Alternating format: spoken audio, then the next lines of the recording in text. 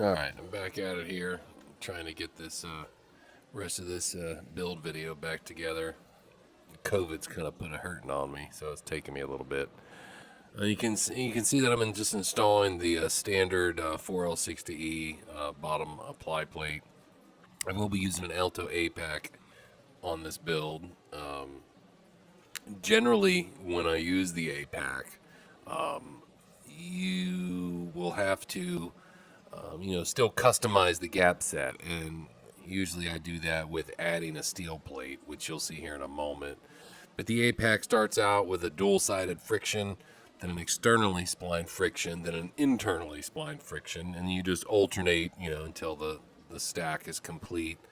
I believe it's 6 internal and 6 external for a total of 12 single-sided plates, and then the one double-sided plate on the bottom.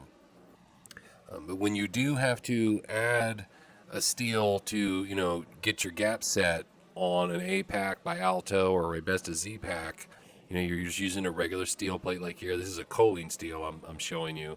But see how I put it on top of a externally splined, and that won't work because the next plate would be an internally, and those two metal surfaces would rotate, and it would be disastrous.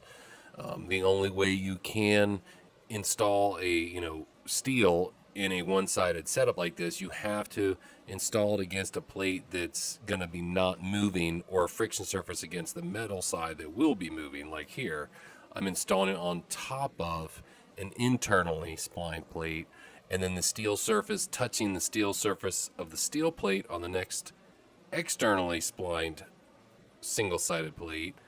It doesn't matter. It's locked into the drum like you can see, so that is how you would want to do that.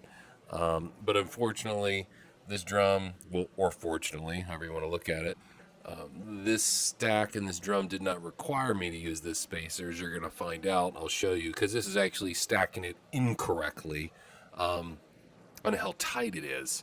I'll be using the 0.125 pressure plate, and you can see that there's no gap even for the snap ring to go in. So immediately, yeah, it's not going to work. So, I'll pull that back out of here, and I'll get the, I took the steel out, trying to see if that was the issue with the stack up. And, excuse me, damn COVID.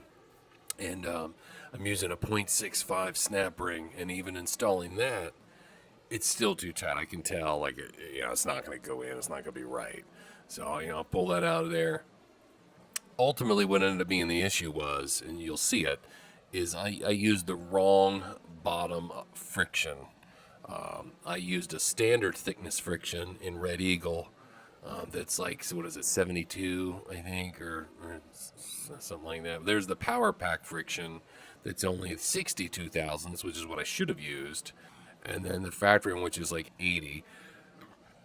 That's what I had, that 80 in on the bottom, which won't work. So there I put in the thinner one, the 62 thousandths Power Pack double-sided friction, then all the plates as they should be stacked up with the 0.125 pressure plate and the 0.62 snap ring, and it does get me the right measurement at like 30.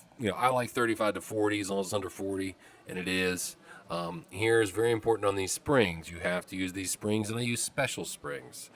Look how much longer they are than a factory spring. Once I get it apart, I'll show you here on the table. I'm trying to take them apart with holding the camera. But if you look, the one on the right, look how much taller those are. That's what I use. And that's what you need to use. And the clearance is great. So we'll get to it, and I'll try and get the rest of the videos wrapped up.